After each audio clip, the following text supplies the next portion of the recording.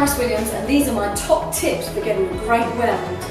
Now, great welds start with a very clean surface, especially important for TIG welding. So you want to remove any grease, any rust, any paint, any kind of contaminants from your surfaces, and also be careful that your gloves aren't covered in grease or have any contaminants on them that you're then going to transfer to your rod. That's tip number one.